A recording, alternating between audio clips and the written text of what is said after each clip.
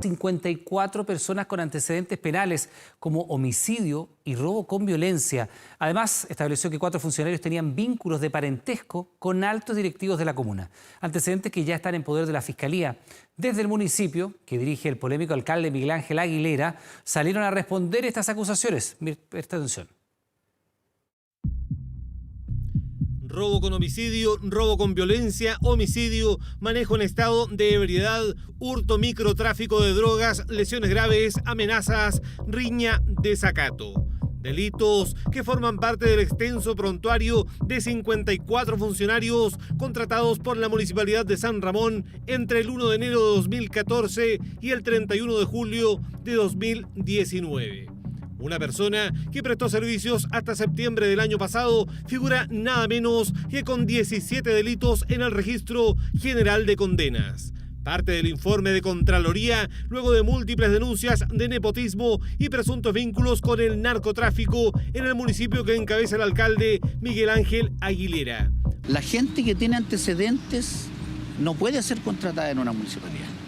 Si alguien cometió un error administrativo, en forma inmediata, se hace el sumario correspondiente, que es lo que a mí me corresponde, y esas personas son sancionadas administrativamente. ¿Está infiltrado el narcotráfico en su municipio? No, bajo ninguna circunstancia. Porque no son una persona, son al menos 3 o 4 o 5 funcionarios que están contratados actualmente, incluso algunos. No, pero ¿y cómo sabe usted esto? Bueno, chéqueme el anuncio al tiro. ¿Por el portal de transparencia? No, pero chéqueme el anuncio al tiro. No, chéqueme al tiro. Un caso que en octubre de 2017 se destapó con un reportaje de Informe Especial. Descubrimos al círculo más cercano del propio alcalde con contratos duplicados y cargos falsos en una comuna donde los recursos escasean.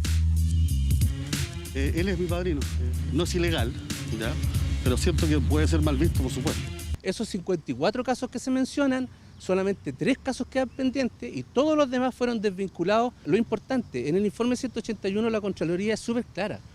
No otorga ninguna responsabilidad al alcalde Aguilera en esta materia, ninguna. La Contraloría determinó además la contratación de 4 personas que tenían vínculos de parentesco con funcionarios que ocuparon cargos de directivo, jefe de departamento y concejal de la comuna. Todo esto en contravención con la ley vigente. Lo mínimo que uno le puede pedir a una autoridad es que cumpla la ley. Y en este caso la ley es clara en cuanto a las inhabilidades que tienen determinadas personas para poder ingresar al servicio público. Una comuna es la estigmatizada, pero no por ustedes, por la prensa, sino que ha sido estigmatizada por este cúmulo de delincuentes, ¿no es cierto?, que ha sido encabezado por la gestión del alcalde Aguilera y que ha empañado en definitiva a toda una comuna. También se acreditaron desembolsos por más de 5,5 millones de pesos sin que el municipio presentara los antecedentes de respaldo. Y un caso de un funcionario a contrata que en paralelo figura con un pago de 6,5 millones de pesos por concepto de prestación de servicios. Antecedentes que fueron remitidos a la Fiscalía, que hace 3 años mantiene abierta una investigación por el caso de la Municipalidad de San Ramón. Situaciones administrativas que darían cuenta de la contratación de personas con antecedentes penales en esa municipalidad, todos antecedentes que se incorporarán a la indagatoria penal a fin de determinar la existencia de delito y las responsabilidades que eventualmente corresponde aplicar. La Contraloría determinó un plazo de 60 días para que la Municipalidad de San Ramón ordene la desvinculación de los trabajadores cuestionados. Funcionarios que por ley se encuentran inhabilitados para ejercer cargos en el aparato público. Y luego de sufrir un ataque cibernético, existe preocupación en el gobierno por un eventual robo de información personal de millones de chilenos. El Ministerio Público investiga si fueron vulneradas las claves únicas con las que se realizan trámites en el registro civil, la comisaría virtual e impuestos internos. La primera alerta apareció el jueves 8 de octubre. Los computadores de la División Gobierno Digital detectaron que parte de sus bases de datos mostraban indicios de una vulneración cibernética. Los servidores del Estado recibieron un ataque desde direcciones IP chilenas y extranjeras. Le ha pasado a Alemania, le ha pasado al FBI, le ha pasado a la NASA. Es lo que digo yo, en este mundo no existe la plataforma que sea 100% segura y son muchos los factores que se conjugan cuando pasa un ataque de este tipo. Tiene que ver con tecnología, con configuraciones, con las personas, con actualizaciones. El portal El Mostrador aseguró que el ataque implicó el robo de las contraseñas de la llamada clave única, herramienta fundamental para millones de chilenos que realizan trámites en impuestos internos, el registro civil o FONASA. Ya no tenemos seguridad de nada. Ahora cualquier persona puede hacerse pasar por uno. Tremendo, horrible. ¿Qué querés que te diga? Yo no confío en nada que tenga que ver con lo cibernético y es lamentable porque ahora todo se maneja de esa forma. Me causa intriga después cuando llegue el 5G, quizás qué va a pasar con la privacidad de los individuos, de la gente. En el gobierno reconocen el ataque, pero descartan que él o los hackers hayan accedido a las claves únicas de los chilenos. Lo que se almacena o lo que se pudo haber tenido acceso no es a la clave única, sino que a logaritmos complejos que a través de ellos se llega a una eventual descifrar la clave única. Hoy día estamos con un sistema que es seguro, pero además, no obstante ser seguro, permanentemente estamos implementando medidas que nos permitan hacerlo más seguro aún. En Latinoamérica se da una exposición bien particular porque estamos en una etapa inicial en legislar en torno a la ciberseguridad, estamos en una etapa inicial en adoptar este riesgo como propio, entonces prácticamente dicen ya, zonas geográficas donde haya plata, dinero, esté en camino de regulación y haya poca conciencia de ciberseguridad, Latinoamérica. De todas maneras y por precaución, se recomendó cambiar o actualizar las claves únicas, mientras la Fiscalía y la PDI trabajan con tecnología de punta para establecer la cuantía y también la responsabilidad de este ciberataque. 24 Horas accedió en exclusiva a una carta escrita desde la cárcel por Hugo Bustamante, el imputado por el caso Ámbar. En esta misiva hizo una solicitud formal para visitar a su pareja, Denis Llanos, que también está en prisión por su eventual responsabilidad en el crimen del adolescente.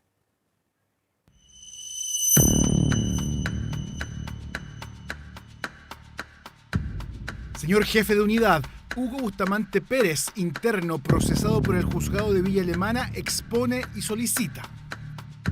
Es solo el inicio de la carta de puño y letra del manuscrito original que redactó y firmó con lápiz pasta azul desde la cárcel Hugo Bustamante Pérez. Él y su pareja, Denis Llanos, están en prisión preventiva. Ambos son acusados como responsables en el crimen de Ámbar. El caso impactó al país, generó repercusión social, hubo marchas, justicia se pedía. Ahora, 2 meses después, Bustamante solicitó de manera formal visitar a Llanos. Lo hizo a través de este documento que Gendarmería remitió al Tribunal de Villa Alemana para una posterior decisión. Vengo ante su persona para solicitar una visita con mi señora Denise Llanos Lascano, la cual se encuentra recluida en la cárcel de San Miguel en este momento, por lo cual no hemos tenido contacto alguno. En tiempos de pandemia, los internos se comunican con sus familiares y cercanos vía videollamada. Las visitas presenciales están estrictamente prohibidas desde abril de este año. La solicitud de comunicación que hizo Hugo Bustamante sería para llevarla a cabo desde una plataforma digital. Al menos el archivo así lo destaca. Sentimos que es una burla a la memoria de Ámbar Cornejo que haya una solicitud de comunicación entre Llanos y Bustamante. Creo que es una burla y una vergüenza sería que autorizaran ese contacto.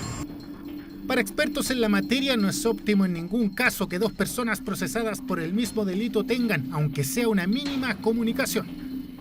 Porque ambos imputados podrían cambiar su coartada, sus versiones, tratando de obtener un resultado mucho más favorable para ellos. Podrían ponerse de acuerdo en cómo pasaron los hechos y sabotear de alguna otra forma el correcto desarrollo de la investigación.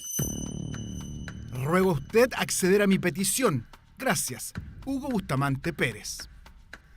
Así terminó la carta a Hugo Bustamante, aunque finalmente sus pretensiones quedaron en nada. El juzgado de garantía de Villa Alemana rechazó la solicitud. Eso nos informó Gendarmería. Por lo tanto, no existe contacto alguno entre ellos en este periodo de investigación. Ambos continúan a la espera del juicio oral, cuyo resultado podría derivar con las penas más altas del sistema judicial chileno por la participación que se le imputa en el asesinato de Ámbar Cornejo.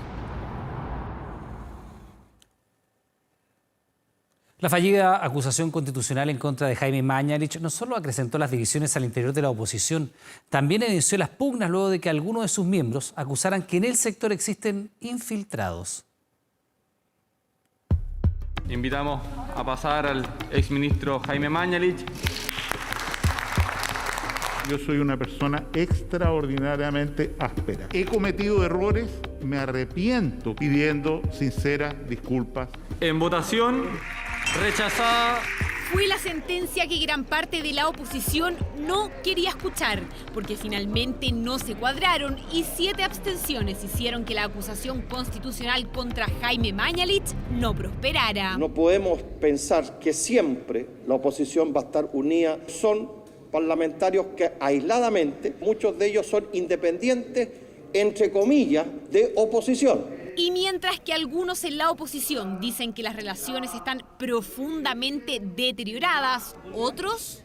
Oye, ¿puedo agregar algo con respecto al tema de la votación de ayer? Respuesta afirmativa, y con el concepto de los infiltrados se intensificó el debate. Lo que yo lamento profundamente es que todavía existan diputados de oposición que estén infiltrados, que tengan vínculos con el gobierno, que existan también compromisos políticos por temas personales, en relación a familiares que trabajan en el gobierno, u otro tipo de vinculaciones que a mí me parece que son importantes de tener en consideración en el momento de mirar en detalle cuáles son las acciones que estos parlamentarios tienen. Un mensaje que se relaciona particularmente con algunos parlamentarios.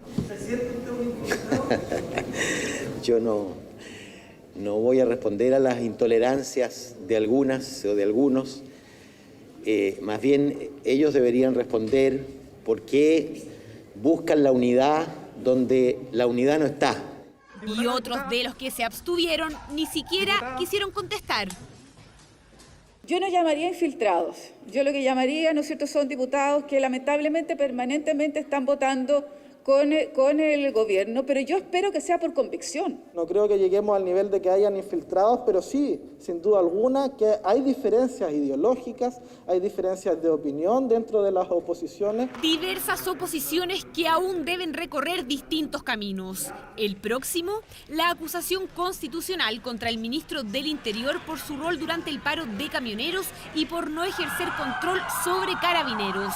Dicen que esta acción será distinta a la de Mañalich, ya que fue impulsada por el bloque en su conjunto. Una oportunidad para demostrar en primer lugar que no he cometido falta alguna, que he hecho un estricto cumplimiento de la ley. Y al desafío de la acusación contra Pérez se suma otro, el plebiscito.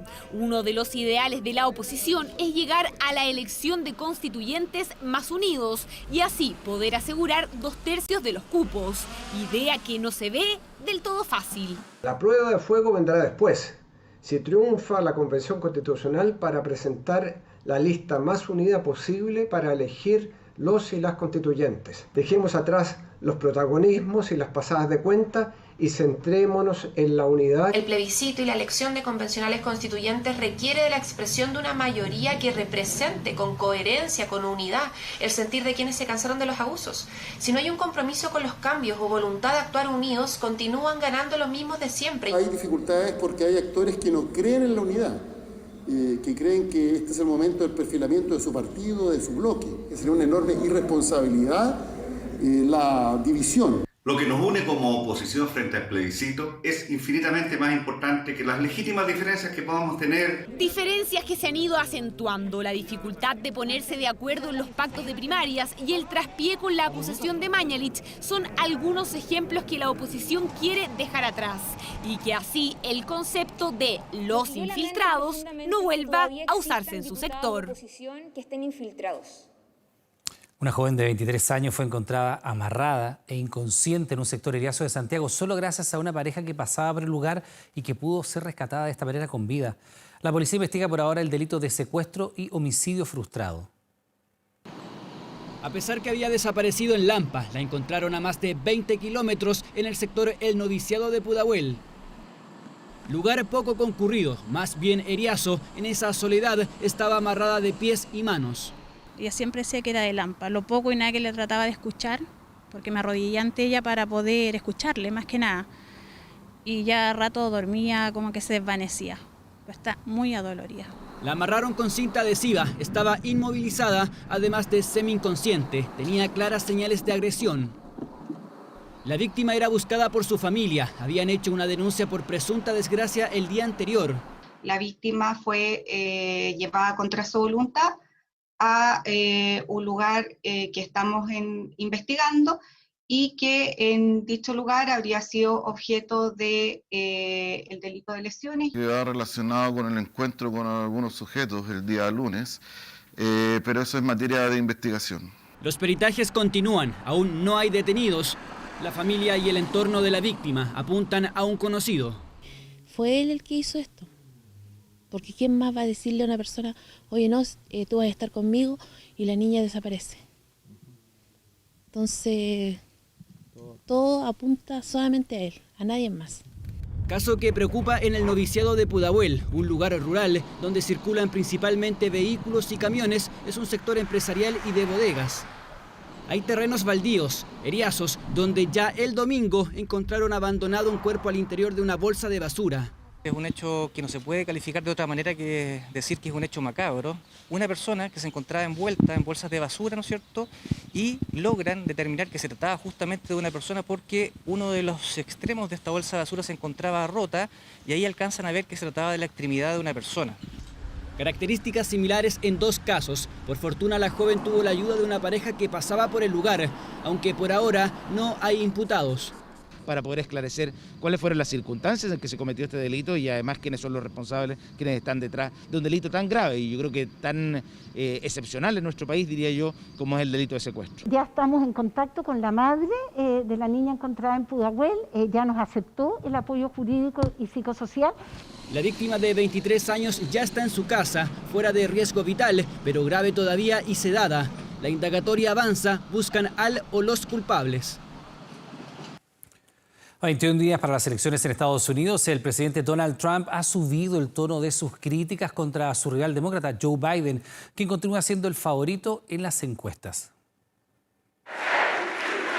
Comienza la recta final de las elecciones en Estados Unidos y el presidente Donald Trump no está dispuesto a moderar el tono de sus ataques. Sleeping Joe Biden. Joe Biden is a dummy.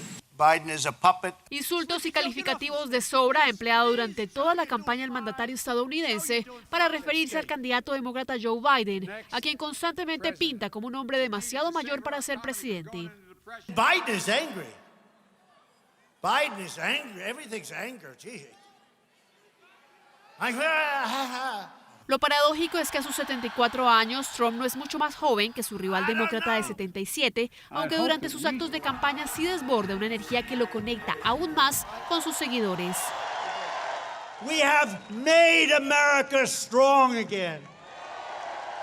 We have made America proud again.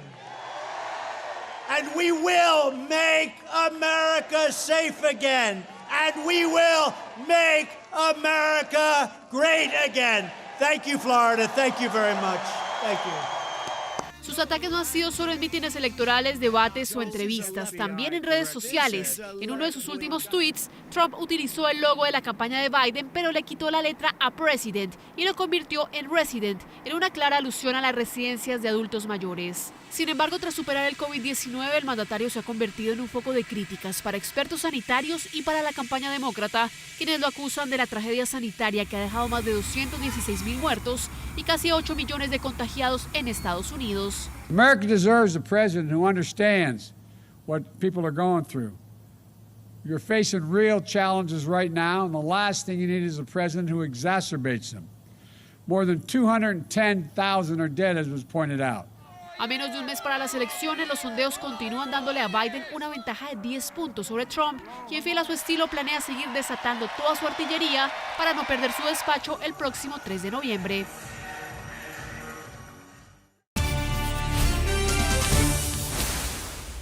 ¿Aún tiene algunas dudas para el plebiscito del 25 de octubre? ¿Conoce, por ejemplo, los horarios, lo que tiene que portar o cómo tiene que votar? Bueno, el gobierno presentó una guía que responde a las dudas más recurrentes que han hecho los electores en las últimas semanas y en la calle constatamos que diversas interrogantes persisten todavía en la ciudadanía. ¿Sabe qué pasa si a usted se le olvida llevar un lápiz? ¿Me consigo uno afuera? ¿Sabe si puede votar con el carnet vencido? No. ¿No? ¿No se puede votar o no sabe? No se puede, no sé. Quedan exactos 11 días para el plebiscito constitucional y las dudas aún son innumerables. ¿Saben qué horarios se puede ir a votar? No. Poca o nula información de algunos electores, otros tienen más claridad de las normas que regirán el próximo 25 de octubre. ¿Sabe qué tiene que llevar el día de la votación? Sí, el salvoconducto si hay problema, el carnet y yo, el lápiz. El carnet, como en todo proceso electoral, debe presentarlo sí o sí. El CERVEL recomienda que el lápiz de pasta azul sea portado por todos los electores, pero si no lo lleva, la mesa deberá facilitarle uno. Otro elemento que no puede dejar en su hogar es la mascarilla, porque la pandemia la transformó en obligatoria. ¿Se puede votar con la cédula vencida? Sí se puede votar. Su respuesta es correcta. Se puede votar con cédula o pasaporte vencido desde noviembre de 2019. Interrogantes como estas figuran en la guía digital de preguntas y respuestas Plebiscito 2020, con la que el gobierno busca orientar a los más de 14 millones de ciudadanos habilitados para votar, documento que dieron a conocer en un simulacro de votación. Eso, votar a prueba y convención constitucional. Hasta ahí puedo llegar. El ministro de las Express, Christian Monkeberg, transparentando sus opciones para este plebiscito, pero también aclarando dudas de la guía. Una de ellas es: ¿cómo se realizará el procedimiento de identificación del elector? Lo que se hace es ir con el carnet de identidad y se deja en la mesa. El vocal no lo toca. Y uno se baja la mascarilla, un par de segundos, muestra la cara, el vocal me identifica y me la vuelvo a tapar. Otra de las preguntas recurrentes es: ¿se puede ir a votar con una mascarilla que identifique una opción como el apruebo o el rechazo? Absolutamente no. Tal como no puedo ir con ninguna publicidad de un candidato en una elección donde elige candidato, aquí lo mismo. Ninguna polera, ni mascarilla, ni gorro que diga apruebo, rechazo, convención mixta, constituyente, nada de eso. Pese a que no pueden salir de su hogar, si un paciente COVID logra ingresar a un local de votación, podrá sufragar porque es su derecho antes de ser detenido o derivado a un centro de salud. Pero ¿qué ocurrirá desde el momento que es detectado hasta que llegue a la mesa de sufragio? Lo primero que se va a hacer es aislar a la persona. Nosotros vamos a contar con autoridad sanitaria. Si estuvo en contacto, efectivamente, fue contacto estrecho de personas que están en esa mesa, esas personas que están en contacto estrecho deben aislarse inmediatamente y se tomarán las medidas efectivas de sanitización y de aislamiento.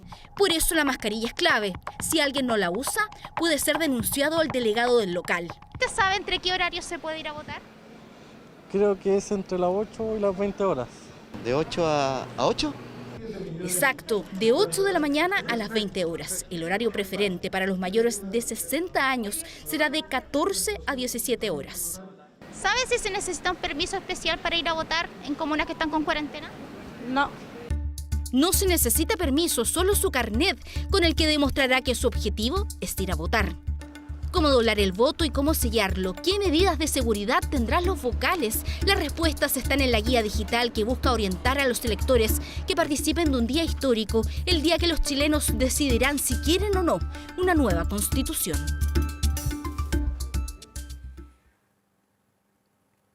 Amnistía Internacional entregó un nuevo informe sobre el estallido social. Según este texto, Carabineros habría violado de forma generalizada los derechos humanos a partir del 18 de octubre y concluyó además que se debe iniciar investigaciones penales en contra del alto mando institucional. Fue presentado este día miércoles el informe y recoge datos recopilados por distintas instituciones. Según el organismo, la Fiscalía Nacional identificó más de 5.500 víctimas de violencia institucional y casi 2.000 personas lesionadas por armas de fuego.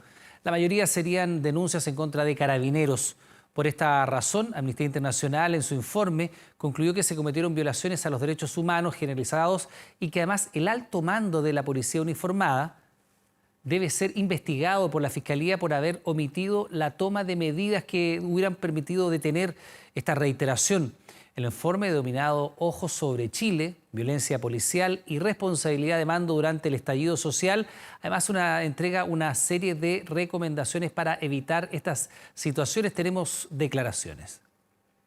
Principalmente porque las violaciones cometidas por Carabineros han sido generalizadas y al tratarse de la institución encargada del resguardo del orden público de manera permanente, requiere de un abordaje mucho más profundo y estructural. Los altos mandos estratégicos, a pesar de tener conocimiento de las violaciones y de tener la capacidad institucional para tomar medidas, omitieron deliberadamente, a través incluso de órdenes tácitas, la violación de los derechos humanos y particularmente el derecho a la integridad de las personas.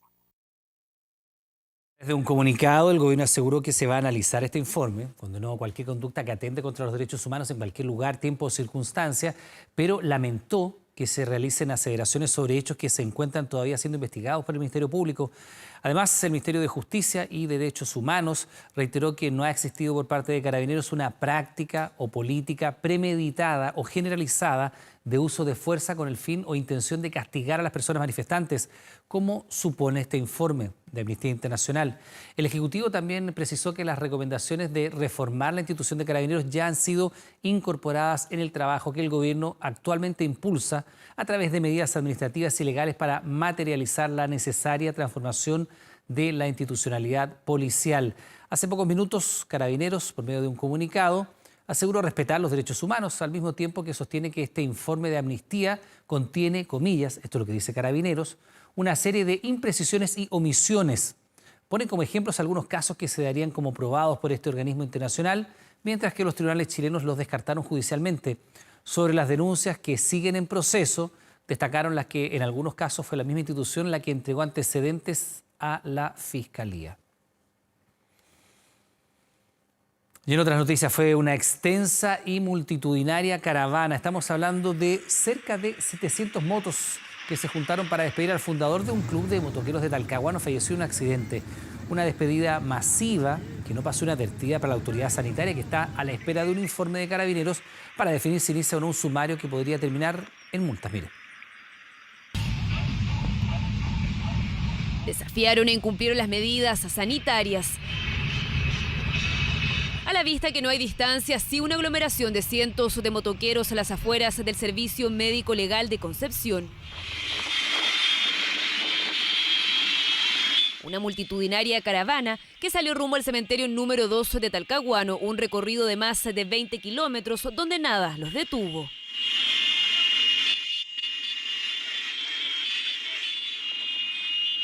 Un masivo adiós para despedir a uno de los fundadores del Club de Motoqueros de Talcahuano, el mismo que la noche del sábado falleció en un accidente de tránsito, precisamente en su moto.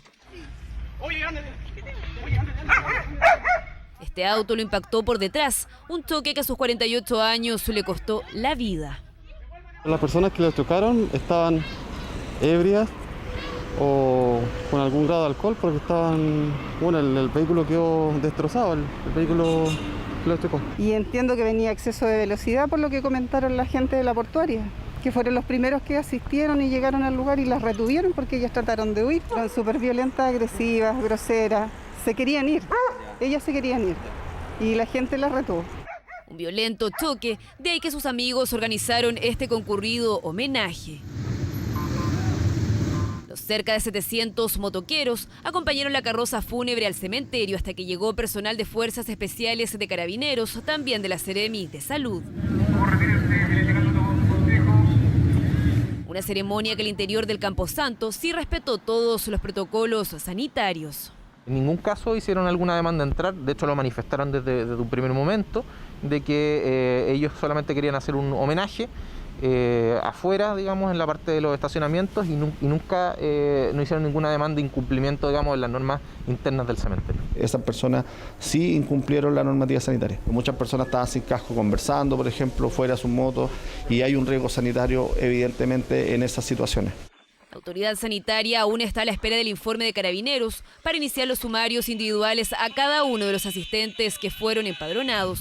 Y es que no solo incumplieron las medidas sanitarias, pusieron en riesgo la salud de otros y lo hicieron sin ningún permiso, pese a las cuarentenas vigentes en las comunas por donde transitaron.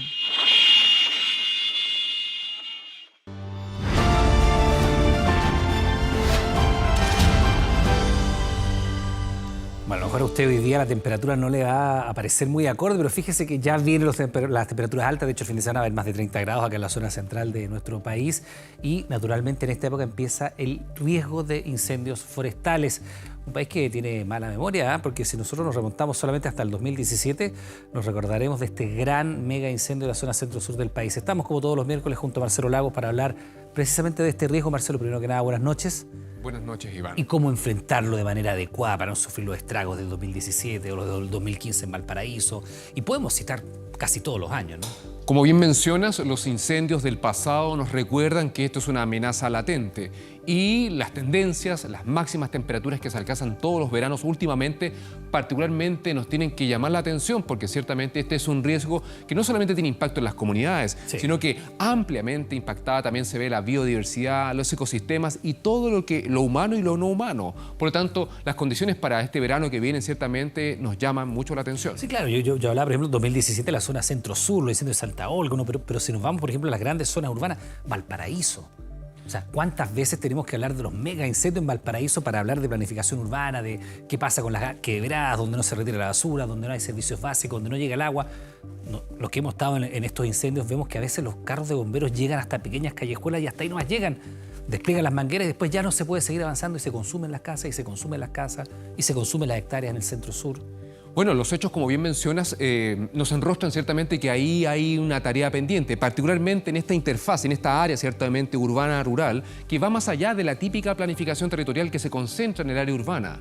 Pero también aquí juega un rol fundamental el monocultivo, la plantación forestal, que tiene las condiciones para detonar y también para propagar fácilmente este tipo de peligros. Tenemos información gráfica también para complementar, ¿no? Que tiene que ver con el tema de las lluvias. Claramente. Bueno, este año, a diferencia de otros años, y lo hemos comentado aquí, tuvimos precipitaciones que nos recordaron ciertamente esos antiguos inviernos que hace mucho tiempo no se experimentaban en Santiago. Y evidentemente las precipitaciones siempre son bienvenidas. Es una buena noticia para este verano en términos del stock disponible del recurso hídrico, particularmente la cubierta nival en nuestra cordillera. Eso implica evidentemente que las lluvias fomentan ciertamente el crecimiento de vegetación. Tanto herbáceas, las plantas que viven bajo los bosques, el sotobosque, y esto ciertamente es positivo, ciertamente pensando en el futuro. Sin embargo, y tiene una componente positiva, porque un año lluvioso previo a una época seca, como los veranos, ayuda a mantener ciertamente un stock de humedad que hace de que los incendios probablemente sean menos peligrosos, pero también genera una masa que puede ser combustible, ciertamente. Eso porque claro, alcanza a crecer este verde, pero rápidamente se seca y esto lo sabemos, es altamente combustible, sobre todo cuando muchas veces no se hacen las mantenciones adecuadas bajo las líneas de tendido eléctrico. Tiene ese bemol, ¿no? Tiene esa doble mirada. Por una parte hay humedad, pero por una parte hay masa, ciertamente, biomasa, que puede ser material para facilitar la propagación de estos incendios que evidentemente vienen para quedarse. Ahora, Marcelo, antes de ir a la nota que hemos preparado al respecto, la cantidad de lluvias que cayó durante este 2020, porque ya es altamente improbable que haya más de precipitaciones en la zona centro-sur, por lo menos, probablemente más al sur todavía las hay, ¿sirven para atenuar los riesgos de incendios forestales o no fueron lo suficientemente intensas? Lo más probable que en la lluvia concentrada que tuvimos particularmente en los meses de mayo, junio y principios de julio, aumenta la humedad. Y eso evidentemente podría ser un factor positivo, ciertamente, en atenuar en parte la posibilidad de que se manifiesten incendios de gran magnitud. Sin embargo, hay que considerar que las estadísticas nos confirman que año a año las temperaturas máximas de los meses entre diciembre y febrero aumentan y aumentan. Y existe una correlación muy alta entre área quemada y temperaturas máximas. A mayores temperaturas concentradas, ciertamente, tenemos mayor cantidad de incendios. Por lo tanto, esto implica prevención. Bueno, de hecho, las autoridades y también los especialistas coinciden en que esta va a ser una de las temporadas más complejas de los incendios forestales en nuestro país. Además de las altas temperaturas que estábamos recién hablando, esperan en el verano dos problemas adicionales. Gran cantidad de pastos y árboles secos y la creciente construcción de viviendas en medio de bosques, particularmente en las zonas costeras de la región de O'Higgins. Atención a este informe, seguimos con Marcelo Lagos. Estamos hablando de prácticamente un 75 y tal vez un 80% de Pumanque que se ha quemado por completo. Casi 600.000 hectáreas afectadas y 6 regiones donde estos incendios paralizaron el país. Todo en llamas y esto fue algo peor que el terremoto. A 3 metros tuvo el fuego de mi casa. 10 personas fallecidas y miles que perdieron su hogar, imágenes que nos recuerda la fuerza destructiva de los incendios, justo cuando Chile deberá sortear un verano impactado por el cambio climático. Vamos a tener 1,5 grados Celsius más de calor promedio, y eso sumado al material combustible que se ha producido por la vegetación que afloró gracias a la lluvia que tuvimos este año, es un peligro latente. Desde el aire aún se pueden ver los efectos del mega incendio del año 2017 que arrasó en la región de O'Higgins con más de 100.000 hectáreas de bosques y matorrales. El siniestro comenzó a pocos kilómetros de esta casa, propiedad de la señora Sonia en la comuna de Pumanque. Han pasado casi 4 años de esta tragedia y la angustia surge cada vez que aumentan las temperaturas, las ramas comienzan a secarse y sobre todo cuando debe hacer labores domésticas en el hogar. ¿Saben que esa cocina a leña ya no lo ocupo nunca, ni en el invierno? Es una cosa que es angustiante. Ayer nomás calentaba agua para teñir unas lanas. Y sabe, yo decía, con un fósforo no prendo, pero con una chispa me incendio. Una frase que refleja el temor latente que tienen muchos campesinos de que se genere un nuevo incendio, donde ya es frecuente ver personas limpiando sus predios y sacando el pasto que puede ser combustible para otros siniestros. Por lo menos en lo personal, digo, lo más dramático que he vivido en mi vida. Y ese es el recuerdo que tenemos y por eso también es la preocupación que tenemos, porque sabemos qué puede pasar. Todos los lugares que se quemaron están ahí todos los desechos. Entonces hay mucho más material combustible hoy. Riesgo de esta temporada que puede verificarse, por ejemplo, en San Pedro de Alcántara. Basta entrar a un bosque para ver árboles, rastrojos, pasto seco y nuevas plantaciones de pino y eucaliptus. Pero para este verano se suma un factor aún más preocupante que no estaba presente hace 4 años. Bueno, desde la comuna de Pumanque nos desplazamos a Pichilemu, un lugar que está en el centro de la preocupación de CONAF, fundamentalmente porque se están realizando loteos en medio de plantaciones forestales. El problema es que si estamos viendo que cada vez hay más casas en lugares donde nunca hubo y con unos bosques muy altos, estas casas se pueden quemar, porque es tan rápido como corren los incendios en esta parte que se pueden quemar las viviendas. Nosotros ya tenemos catastrado en la provincia de Cardenal Caro a lo menos 26 sectores donde se están loteando.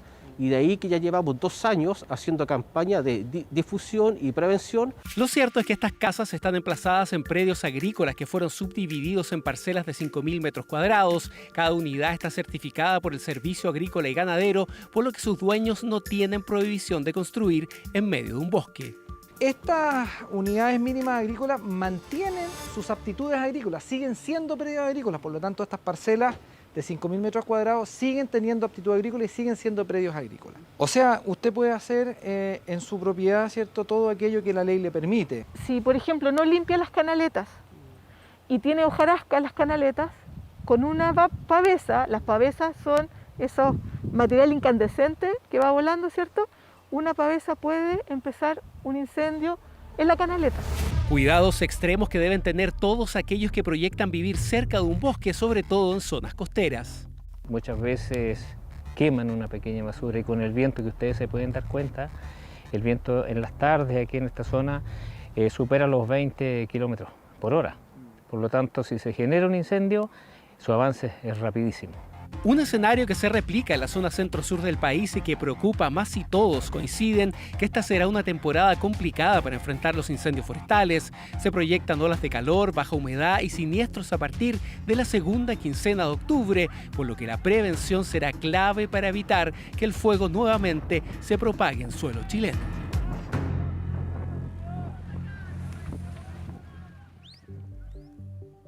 Bueno, Marcelo, ahí estábamos viendo un mix, por decir, de todas las complejidades que presenta esta temporada que se viene ya de altas temperaturas en función de los incendios forestales, ¿no? Tú decías, los monocultivos que tienen mucha atención, pero también hay otros riesgos sobre los bosques nativos nuestros. Claramente, recientes estudios han confirmado de que nuestro querido y nativo, ciertamente. Y maltratado bosque. Y maltratado, ciertamente no, de verdad. Nuestro bosque esclerófilo se está secando y eso evidentemente complejiza aún más el escenario. Para quienes no recuerdan, nuestro bosque esclerófilo son los típicos bosques que se dan en zonas mediterráneas. El quillay, el peumo, el boldo, el espino o la acacia caben, etc. En la práctica son especies que están acostumbradas, adaptadas a veranos secos, que son muy resistentes, de hojas perennes en la práctica y que están acostumbradas a este clima que tiene lluvias concentradas en el invierno y veranos muy secos. El hecho de que se estén secando, ciertamente, llama mucho la atención y claramente investigación científica lo ha conectado con la gran mega sequía que ya lleva más de una década en la zona centro, norte, centro y parte del centro-sur de Chile. Por lo tanto, este es otro elemento que viene a complementar ciertamente los altos niveles de posibilidad de que los incendios tengan más material ciertamente para quemar, pero también todo el impacto que esto genera. Bien, Marcelo, atención a esto, por supuesto, ya va a comenzar la temporada lamentablemente de incendios forestales y recordarlo, no son accidentales, son muchas veces causados por el hombre. Marcelo, muchas gracias. Buenas noches. Que estés muy bien. Vamos con otras informaciones. El Ministerio Público investiga un posible montaje policial ocurrido en abril de este año en la comuna de Recoleta. Un joven de 20 años, de nacionalidad peruana, recibió un balazo de parte de un carabinero de Franco y las primeras indagaciones aseguran que el uniformado se había defendido de un asalto. Eso es lo que se dijo. Sin embargo, el caso dio un vuelco y 4 policías fueron formalizados por los delitos de homicidio frustrado, encubrimiento y obstrucción a la justicia.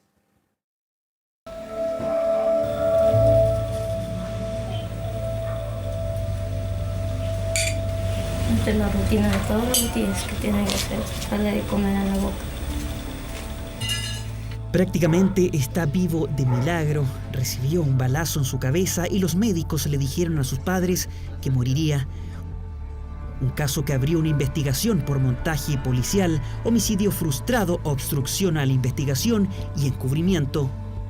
Ese día salí con unos primos a compartir en el parque. Tomamos un vino y hasta ahí no me acuerdo. La noche del sábado 18 de abril, Jeffrey se reunió junto a 3 primos en el Cerro Blanco de Recoleta. A pesar del horario de toque de queda, estaban celebrando la llegada de uno de ellos desde Perú. Pero en el mismo lugar se realizaba otra reunión social en la que participaban Jorge Ulloa Sáez y Paulo del Campo Jara, ambos carabineros de Franco. En la madrugada, los 2 grupos se encontraron en la salida ubicada en calle Santos Dumont. Por razones que todavía se investigan, se inició una fuerte discusión. En medio de la riña, según la investigación, el cabo Ulloa, de 27 años, sacó su arma calibre 9 milímetros y le disparó a Jeffrey en la cabeza. ¿Tú eres el papá? Sí, me dice. Tu hijo me dice, ahorita va a fallecer, me dice. La bala recibió por el cráneo, me dijo, y la había traspasado, me dijo. Y dijo, pero lo vamos a derivar a la UCI. Los pronósticos médicos no eran alentadores. Tal como consta en el proceso, justo después del disparo, Paulo del Campo huyó del lugar junto a 2 mujeres con quienes habían estado bebiendo whisky. En ese trayecto se encontró con un cabo segundo, el que posteriormente se dirigió al lugar de los hechos. Ahí Ulloa habría manifestado que fue víctima de un robo. Son funcionarios activos que llegan al lugar de los hechos y despliegan una conducta abiertamente encubridora, de ocultamiento, y en eso hay varios antecedentes que creo que son súper graves. La investigación del caso quedó a cargo de la sección de investigación policial SIP de la misma comisaría a la que pertenecía Ulloa, el autor del disparo. Inventaron su versión ellos, como le convenía, para salvarse, pero no es justo eso.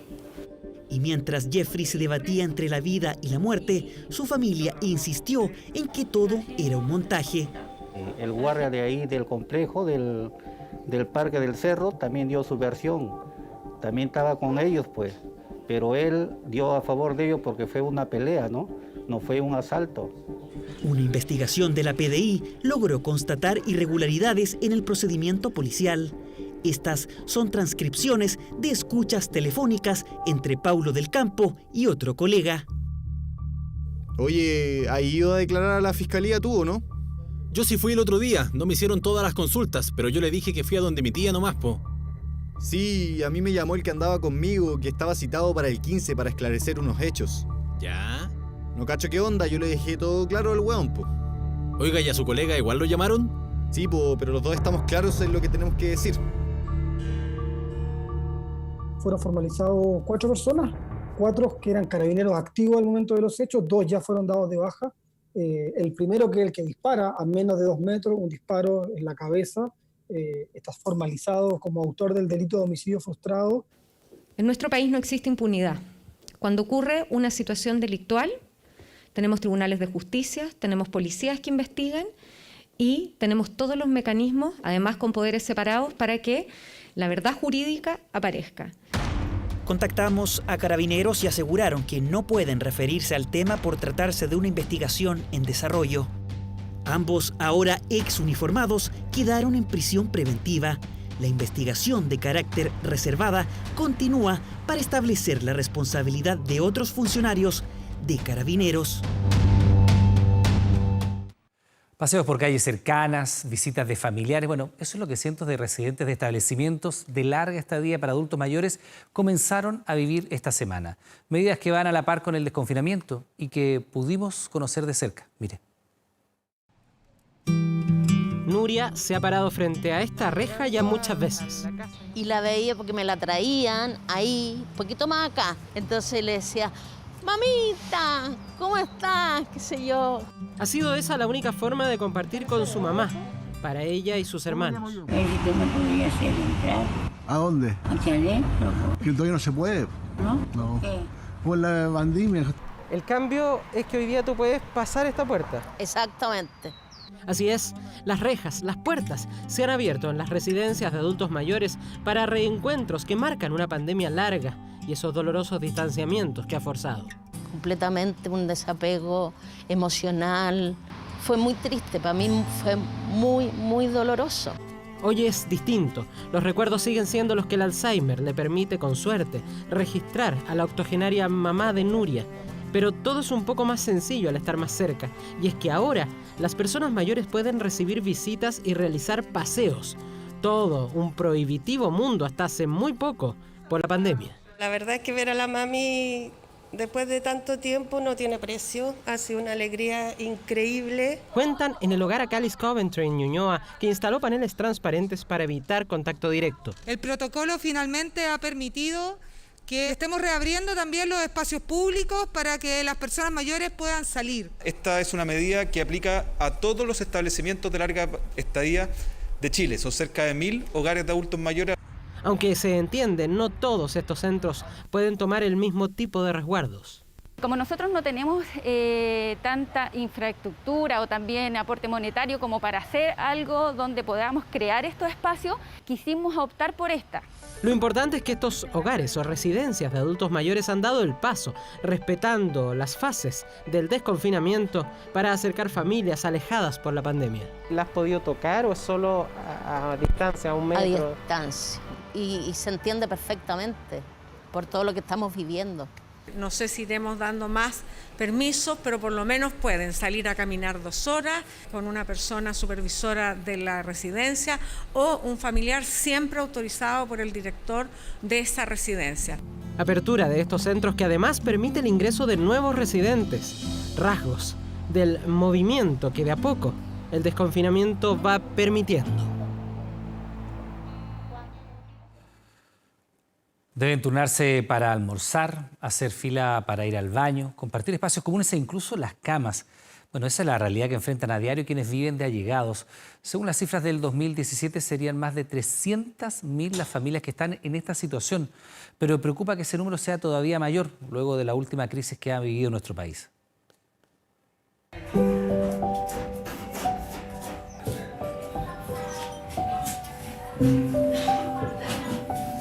Esta es la cocina, pequeñita, y por acá quedan las habitaciones. Bueno, no tenemos obviamente living por un tema de espacio, y acá esta es la habitación donde yo la comparto con mi prima y el niño.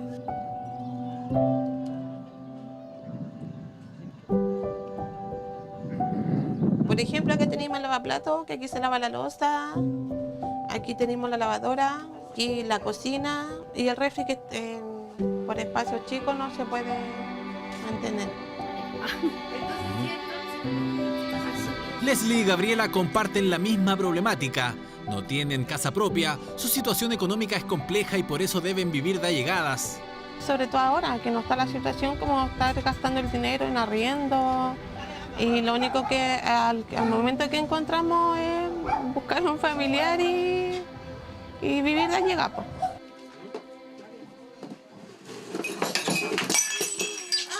Ay, mira, ¿viste?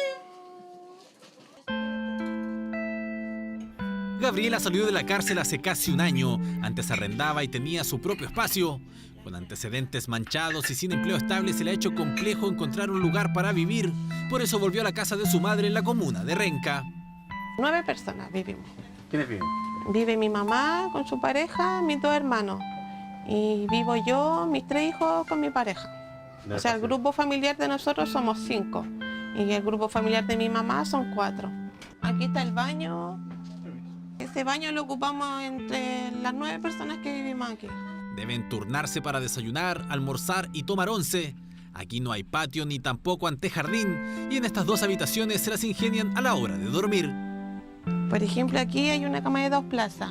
Aquí duerme mi hermano con mi papá. Aquí duerme mi hermano Abel. Ajá. Aquí duerme mi mamá con mi hija chica. ¿Y acá en la cama? Y acá en la cama grande duermo yo, mi pareja y el Diego. Pero así todo el espacio es insuficiente para ambas familias. Por eso en lo que queda del pasillo instalan este improvisado colchón para uno de los pequeños. Una realidad que se replica en miles de hogares a lo largo del país. El censo del año 2017 arroja un déficit nacional en torno a 400.000 hogares.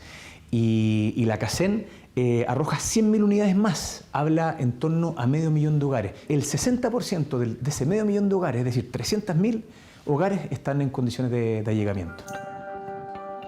Los datos más recientes son de hace casi 3 años, antes de que el país viviera un estallido social, una pandemia y un fuerte impacto en la economía.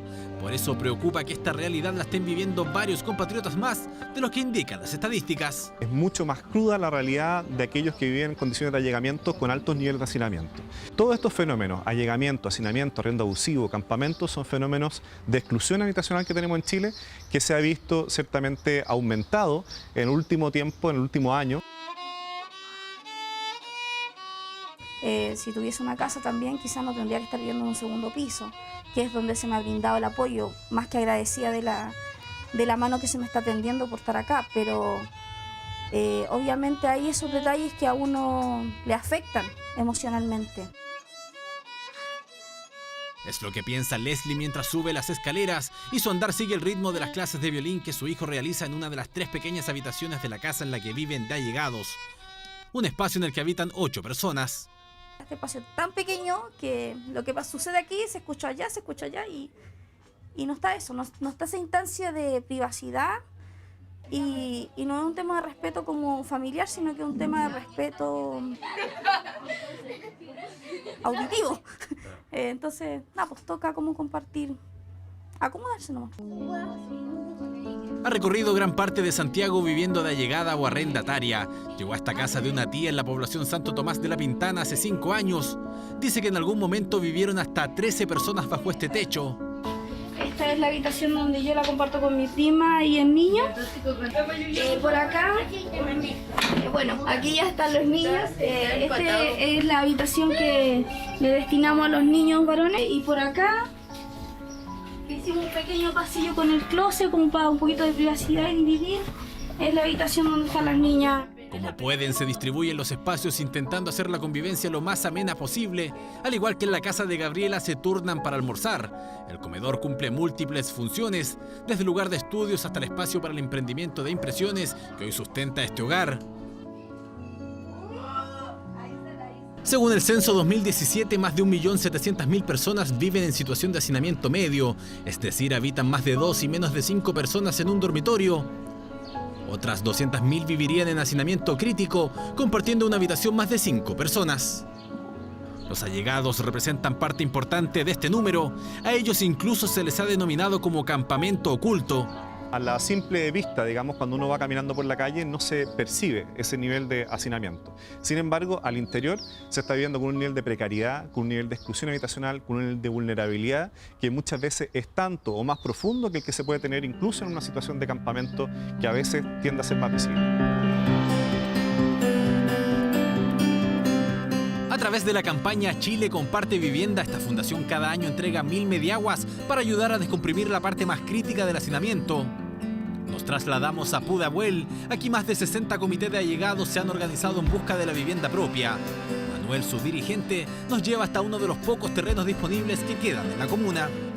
Ellos son nuestros socios también, uno de los socios que está dentro del proyecto y que en la actualidad deben cuidar el terreno, dado que hoy día la gran demanda de vivienda ha llevado a que muchas familias vayan a tomarse terreno de Eriazo. No que estamos en contra de los allegados, pero esto es una lucha que se dio y el derecho a respetar el trabajo de otros también es necesario. Y también en los temas de hábitat es que se suplementó el presupuesto del Ministerio para pasar de 50.000 viviendas a 80.000 viviendas en construcción en un periodo de un año.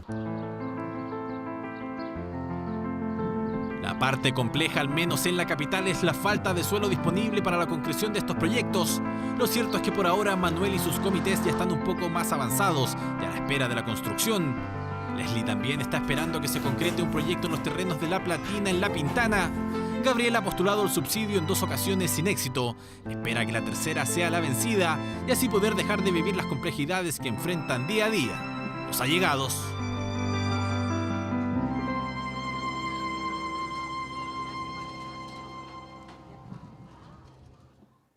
Bien, pues les recordamos que a partir de las 22 horas Televisión Nacional de Chile está autorizada para transmitir programas para mayores de 18 años.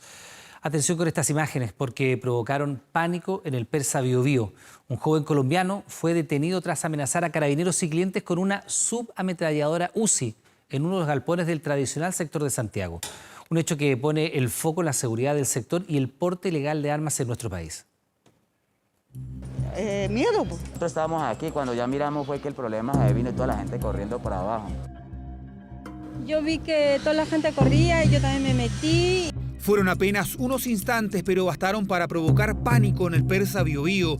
En la imagen, Failer Escobar Hurtado, de 19 años, corre entre los galpones con una ametralladora adaptada UCI.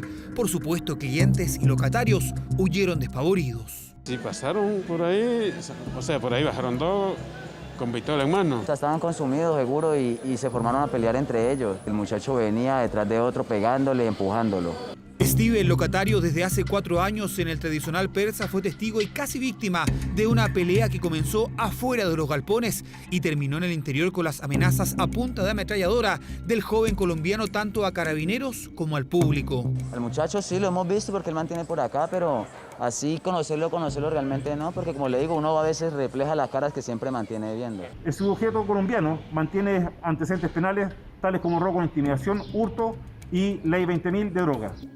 Nutrido prontuario del detenido, quien fue formalizado por porte ilegal de armas y quedó en prisión preventiva tras un hecho que provocó nuevamente pavor en un barrio tradicional de Santiago.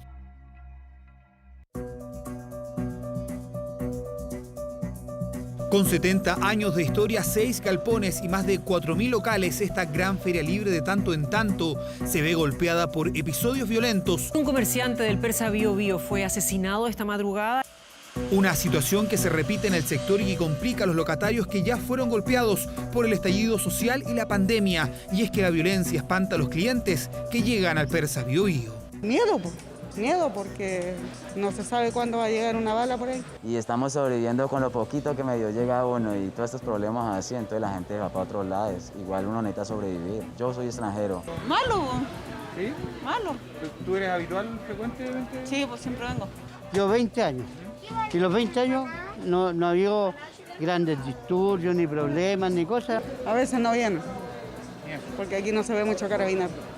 Aquí falta más carabinero. Mientras los locatarios exigen mayor presencia policial, desde el gobierno ponen el foco en el porte ilegal de armas. Como un joven de 19 años tiene en su poder un arma adaptada de ese nivel y pone en riesgo a la ciudadanía. Y creo que este tipo de situaciones nos recuerdan lo importante que es tener una normativa que está a la altura de la realidad que vivimos, porque se dan situaciones como la de ayer que ponen en riesgo la vida de las personas. Una secuencia que instaló otra vez el temor en el Persa Biobío. Una pelea y la amenaza con una mini UCI no dejó lesionados, pero sí a decenas de personas atemorizadas por un nuevo hecho de violencia en el sector.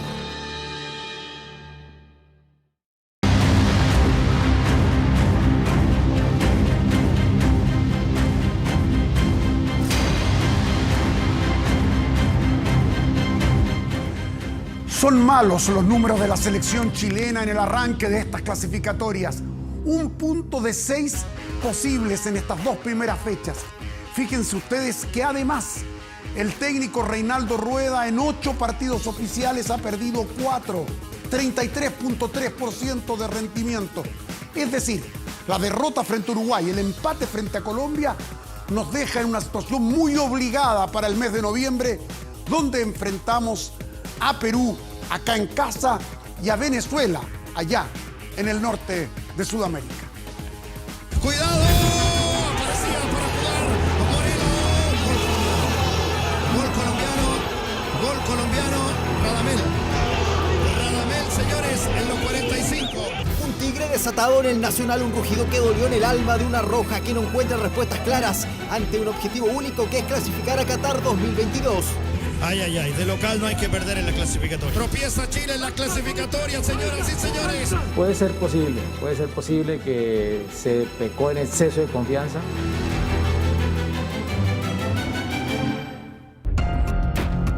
Un punto de 6 posibles, un arranque bajo las expectativas. Seguro que se hacen muchas reflexiones. No se cumplió la premisa básica para esta competencia, no ceder puntos de local. La roja quedó en deuda. Indudablemente que sí, de acuerdo a las aspiraciones, a lo que se trabaja, a lo que ha mostrado la selección en la cancha. En la brecha Colombia, Medina levanta el servicio, mira para que venga Lerma, el cabezazo, adentro. Un comienzo de clasificatorias con dificultades. Rueda no pudo contar con a lo menos 4 titulares fijos. El colombiano intentó pararse en el Centenario y en el Nacional este martes con lo que tenía a mano. Lamentable por el desgaste, por el esfuerzo, por la entrega, por todo lo que hicieron los muchachos en los 2 juegos.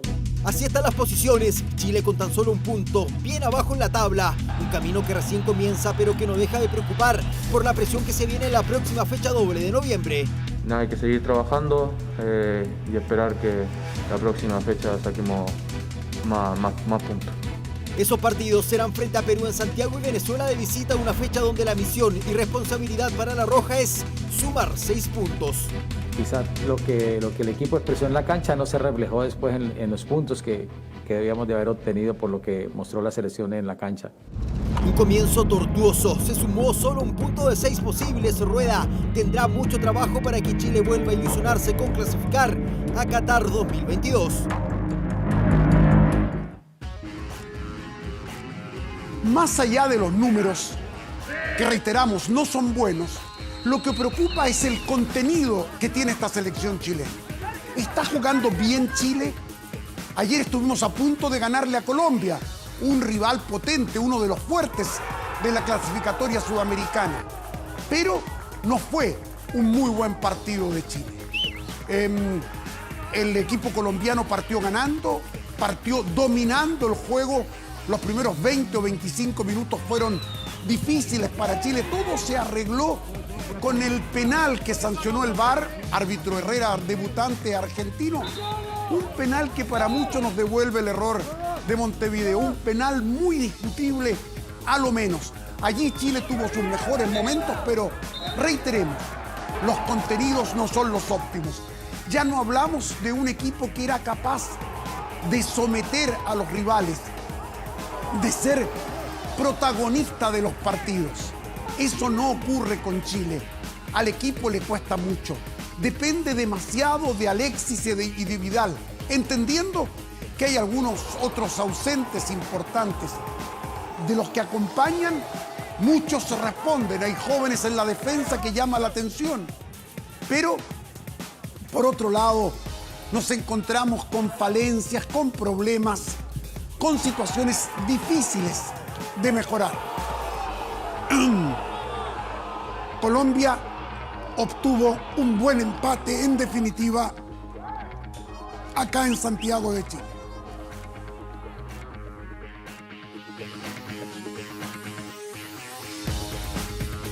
Hablemos del recambio. ¿Qué pasa? ¿Habrá recambio en la selección chilena? ¿Existe? En defensa, bien.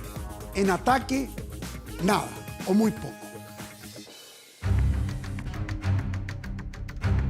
Le he escuchado mucho ese concepto, ¿cierto? Fue una de las primeras preguntas que le hicieron a Rueda cuando se transformó en el técnico de La Roja. Yo no hablé nunca de recambio.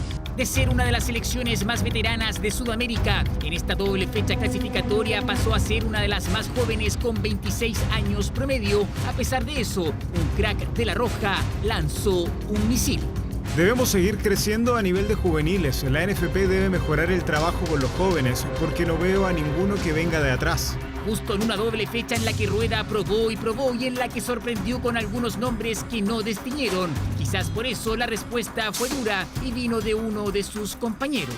No sé qué estará viendo Alexis. Pero quizás Alexis y Paulo Díaz coincidan en algo porque el defensor es categórico. Y creo que lo han hecho bien. El caso de Sierra Alta, Nicolás, Vega. Pero no nombró a ningún atacante. No podemos cambiar atacantes cuando no tenemos quien los alimente, cuando no tenemos quien les haga el acompañamiento. El consenso parece llegar cuando se habla del ataque. Falta un 9, un goleador que apure a Edu Vargas y que puede llegar desde Norteamérica. Vaya definición de 9 puro del chileno Felipe Mora. Con 27 años y 7 goles en 16 partidos, Felipe Mora vive un gran presente en la Major League Soccer. Parece ser el indicado para jugar ante Perú y Venezuela, un recambio que se está realizando a la fuerza y que tiene una dura tarea: llevar a Chile a un mundial tras la decepción de no ir a Rusia 2018.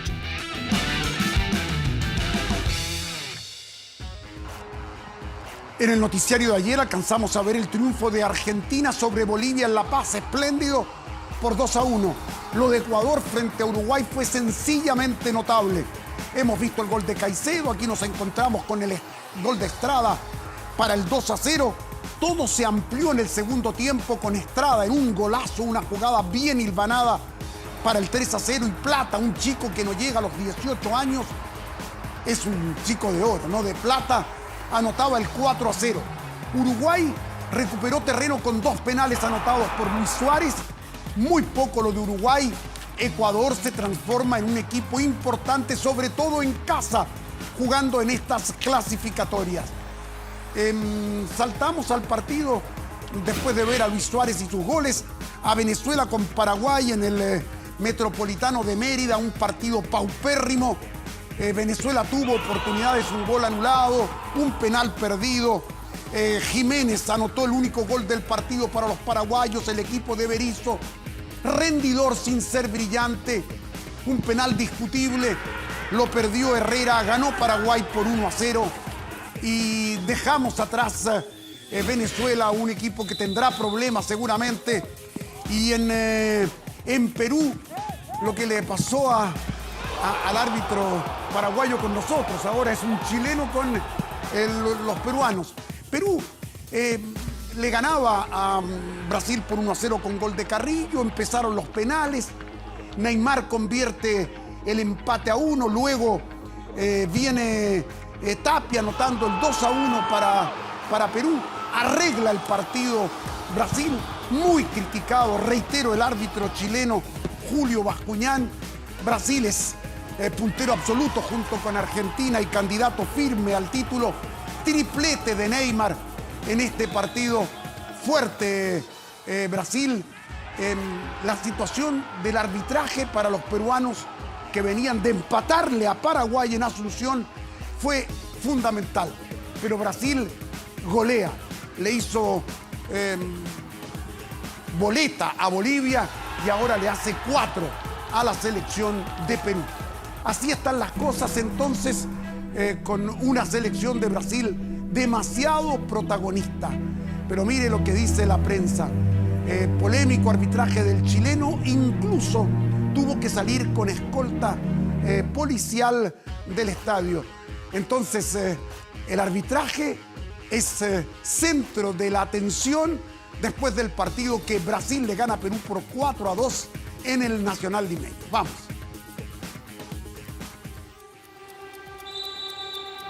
Pitazo de Julio Bascuñán y comenzaba el Perú-Brasil en el Nacional de Lima, partido que terminó con polémica. Y sobre todo de decisiones groseras que el árbitro Bascuñán tomó. Todos apuntan al desempeño del chileno, parcialidad con Brasil y groseros errores son parte de las quejas. Es el peor, más sinvergüenza, más tendencioso, más escandaloso arbitraje que ha tenido alguna vez la selección peruana de fútbol en partidos oficiales. Pero no solo en Perú creen que el arbitraje no fue el adecuado. El árbitro del partido fue el chileno Julio Bascuñán, que fue demasiado criticado por la prensa brasileña. Julio fue considerado perdido en la cancha. 4-2 a favor de Brasil y 2 controvertidos penales del visitante. ¿Qué dijeron los protagonistas? La única cosa que creo es que el VAR trabaja para la justicia y por lo que es correcto. Y bueno, tenemos que superar. A veces los arbitrajes no tienen el relieve o no tienen un buen día. Bueno, lo del VAR no voy a decir nada. Ya ustedes saquen sus propias conclusiones. Hay cosas que abre atrás, por favor. Julio, ¿qué le deja el partido? Así salió Bascuñán del Nacional de Lima y en su hotel una horda de hinchas peruanos esperaban por él.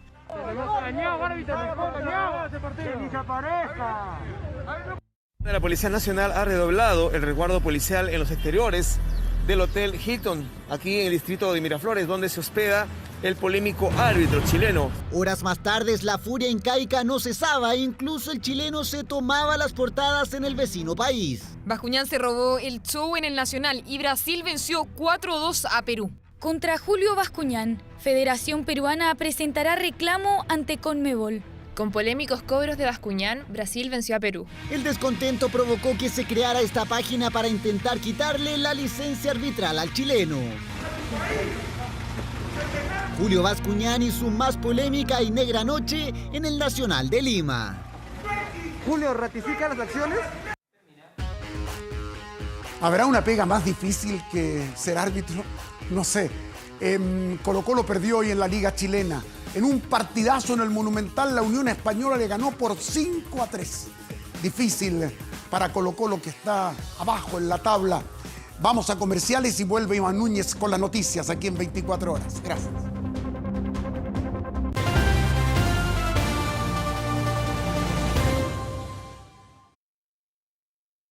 Le contamos que comenzó el proceso de admisión 2021 para la educación superior técnico profesional.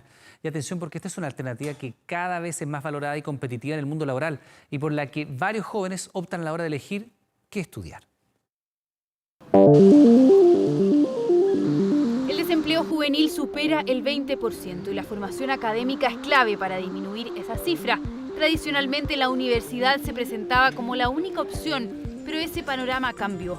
Actualmente la formación técnica alcanza un 43% del total de matriculados. La administración de empresas son 2 años y medio, entonces puedes estudiar y trabajar al mismo tiempo y vas a poder empezar a entrar al campo laboral antes. Recién terminó cuarto medio en un año distinto y complejo, pero Ezequiel quiere ingresar a la educación superior y después de pensarlo decidió estudiar una carrera técnica. El sueldo también es muy similar. Incluso es mejor que en algunas carreras profesionales de 5 años. Está evaluando el centro de formación técnica al que va a postular. Y es que esta semana ya cerca de 2.000 carreras que componen el nuevo sistema de acceso a la educación superior técnico profesional abrieron las inscripciones para la admisión 2021, que mayoritariamente será en modalidad online. Son más de 129.000 vacantes las que ya están abiertas. Ahí encuentran programas más cortos, de aranceles más bajos y una formación flexible que les permite convalidar sus aprendizajes previos y articular adecuadamente lo aprendido en el liceo, en la educación superior y también con el sector productivo. Una educación que es cada vez más valorada y no solo por los alumnos, también por las empresas. Eso ha hecho que el mundo laboral para aquellos que deciden estudiar en un centro de formación técnica o instituto profesional tengan cada vez más opciones de competir en el mercado del trabajo. El mercado laboral hoy está necesitando muchos técnicos. Hay parte de la industria que reclama no poder contratar la suficiente cantidad de técnicos que requiere, que están teniendo salarios a veces también más altos que una persona que ha tenido que dedicarle 5 años a una carrera universitaria. Económicamente es más atractiva, pero según los expertos, aún Chile está en una etapa de transición. Por eso sigue siendo clave, por ejemplo, elegir bien el instituto o centro en el que se va a cursar la carrera. Hoy día los procesos tienen mucho que ver con ir tomando buenas decisiones y muy bien informadas. Aquella institución de educación superior, por ejemplo, que activamente vincula a los estudiantes con el mundo laboral, que tiene convenios con empresas, por ejemplo. La formación técnica tiene que estar muy vinculada, estrechamente vinculada a las empresas. En acceso.mineduc.cl, los interesados en conocer del sistema de admisión 2021 podrán informarse acerca del proceso, requisitos, aranceles, carreras y vacantes, las que ya están abiertas en 25 centros de formación técnica del país. Durante las próximas semanas se sumarán otras 19 instituciones, completando así más de 3.000 carreras técnicas que se ofrecerán a lo largo del país. Ya atención con estas imágenes porque el Congreso Nacional en Valparaíso es objeto de una intervención lumínica realizada esta noche en protesta por la falta de apoyo al gremio de los productores de eventos. Luces parpadeantes, colores y movimientos con distintas velocidades se proyectaron desde un camión cerrado por parte de la Asociación Gremial de Productoras Técnicas Artísticas de la Quinta Región. Este acto busca reflejar la necesidad que tienen cerca de 40 pymes que llevan, escuche, 12 meses, un año completo sin generar ningún recurso. Este acto comenzó a las 21 horas y se prolongó por más de 30 minutos. Según explicaron, pretende hacer un llamado al Estado para recibir soporte económico que hasta el momento dicen no haber obtenido. Con estas imágenes hacemos una pausa. Estamos de regreso. Espérenos.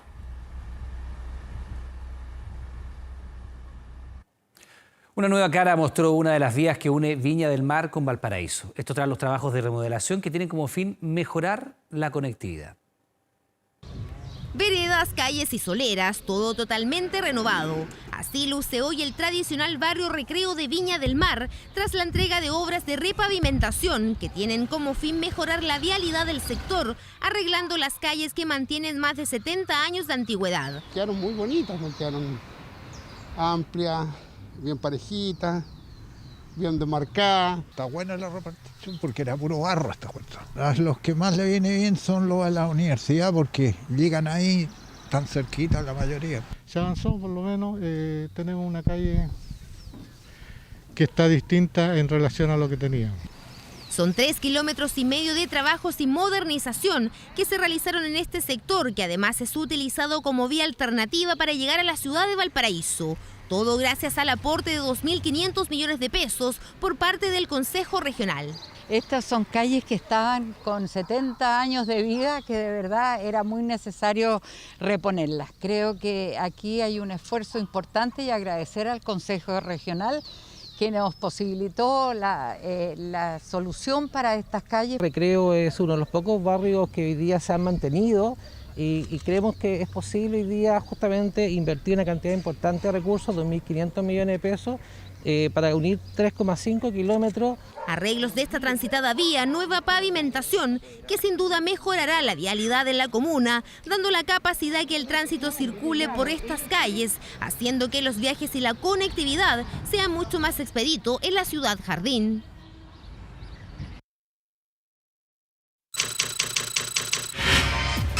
...24horas.cl. Atención, esta es una información muy relevante para todos los chilenos porque se ha aclarado que Gobierno Digital no ha sido amenazado la base de datos de las claves únicas de los chilenos. Sin embargo, igualmente se ha asegurado que se inició un proceso para modificar los passwords de manera gradual y escalonada. Recuerde el caso de hackeo que le contábamos temprano en las noticias. En 24horas.cl usted podrá encontrar el paso a paso para modificar, en todo caso, su contraseña. Bien, pues estamos terminando las noticias. Le damos las gracias por estar junto a nosotros. La invitación es que permanezca en nuestra sintonía. Llega un nuevo capítulo de Fuerza de Mujer. Que lo disfrute. Buenas noches.